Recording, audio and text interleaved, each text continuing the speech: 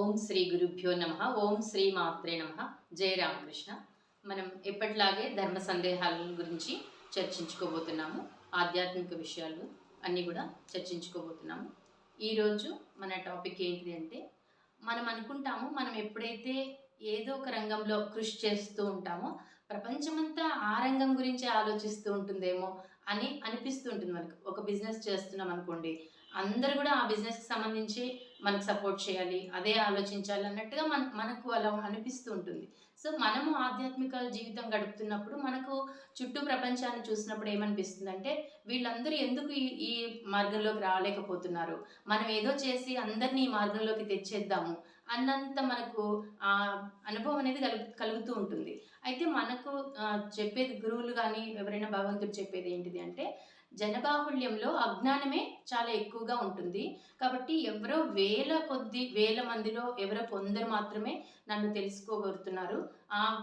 Approach అయ్యే వాళ్ళలో కూడా ఎవరో ఒకరిద్దరు మాత్రమే, నూటికో కోటికో ఒకరు మాత్రమే నన్ను చేరుకుంటున్నారు అని భగవద్గీతలో మనకు భగవాన్ చెప్పే ఉన్నారు. కాబట్టి మనం ఎప్పుడూ కూడా ఒక ఆదర్శవంతమైనటువంటి సమాజం గురించి కలలు కన్నప్పటికీ కూడా అది ప్రాక్టికల్గా చూస్తే అది సాధ్యమయ్యే పని కాదనమాట. ఎందుకంటే చాలా తక్కువ మందికే, చాలా పిరికి వాళ్ళకి ఇందులో ప్రవేశం లేదని కూడా చెప్తారు. ఆధ్యాత్మిక జీవితానికి పిరికి వాళ్ళు తగరు. ఎంతో ఆధ్యాత్మిక సాధన అనేది ఒక కత్తి మీద సాము లాంటిది. కాబట్టి ఎంతో జాగ్రత్తగా, ఎంతో ధైర్యవంతులు మాత్రమే అందులోకి దూకగలుగుతారు. ఎందుకంటే మానవుడు ఎప్పుడు కూడా తను లెక్కలు వేసే స్వభావాన్ని కలిగి ఉంటాడు. ఇది చేస్తే ఏమొస్తుంది, ఇది చేయకపోతే ఏంటి, దీనివల్ల నాకు ఉపయోగం ఉందా లేదా, ప్రతిదీ కూడా ఉపయోగం ఉందా లేదా అని చర్చించుకుంటూ, మీనమేషాలు లెక్కించుకుంటూ జీవితాన్ని కడదాకా తీసుకెళ్ళిపోతాడు. ఆ పరంపర మనం జీవితం చాలించే రోజు చాలామంది మళ్ళా తను మళ్ళా ఆలోచిస్తూ ఉంటారు, ఎందుకు నేను ఫలవంతమైనటువంటి జీవితాన్ని గడపలేకపోయాను అని. అప్పుడు మీనమేషాలు లెక్కించుకుంటూ వృధా అయిపోయింది నా జీవితము అని అనిపిస్తూ ఉంటుంది. అది కూడా కొందరికి అనిపించకపోవచ్చు.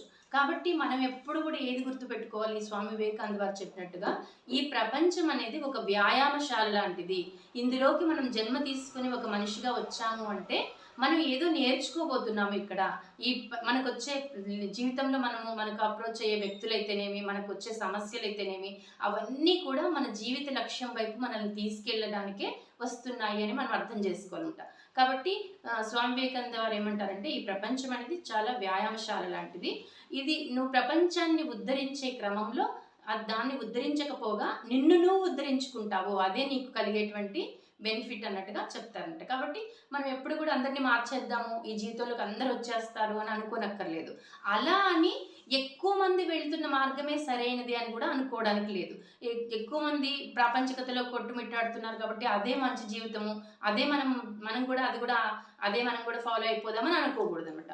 ఎంత తక్కువ మంది ప్రయత్నం చేసినప్పటికీ వాళ్ళలో నేను ఒకరిని అని అనుకుని మనం జాగ్రత్తగా మనము ఆధ్యాత్మిక జీవితంలో ముందడుగు వేయొచ్చు.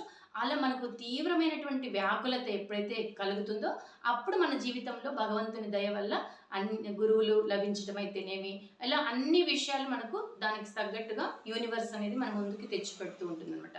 కాబట్టి ఎప్పుడు కూడా మనము జనబాహుళ్యం అందరూ కూడా ఆధ్యాత్మిక జీవితంలోకి వచ్చేస్తారని అనుకోకూడదు. ప్రపంచం మొత్తాన్ని మనమే ఉద్ధరించేస్తాం అనుకోకూడదు. అట్ ద సేమ్ టైం మనం స్వాధ్యాయము, ప్రవచనం రెండూ కూడా నిత్య కర్మల్లో చెప్పబడి ఉన్నాయన్నమాట మనకు వేదాల్లో. అంటే ప్రతి ఒక్క మనిషి నిత్యము ఏదో ఒక హోలీ బుక్స్ ఉన్నాయి కదా మనకు, భగవద్గీత కానీ, రామాయణం కానీ, భాగవతం, ఏదో ఒకటి మనం అధ్యయనం చేస్తూ ఒక విద్యార్థిలాగా అన్ని విషయాలు తెలుసుకుంటూ ఉండాలి. మనం అప్పుడే అనుకున్నాం కదా, మన జీవితానికి మాన్యువల్ ఏంటిది అంటే ఈ పురాణాలు, ఇతిహాసాలు అనమాట.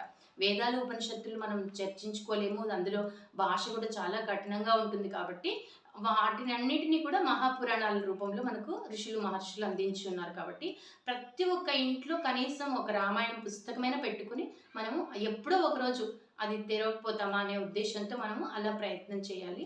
సో ఇది మనం ఈరోజు తెలుసుకున్నటువంటి విషయం. కాబట్టి మొత్తం ప్రపంచాన్ని ఉద్ధరించేస్తామని అనుకోకుండా మనకు చేతనైనంతలో మనము స్వాధ్యాయనం చేసుకోవాలి. మనకు తెలిసింది నలుగురికి బోధించాలి. బోధించడం అంటే విషయాల్ని చర్చించుకోవడం ఒక సత్సంగ రూపంలో అనమాట. ఇలా చేద్దాము. సర్వం శ్రీరామకృష్ణార్పణమస్తు. లోకా సమస్త సుఖినో భవంతు.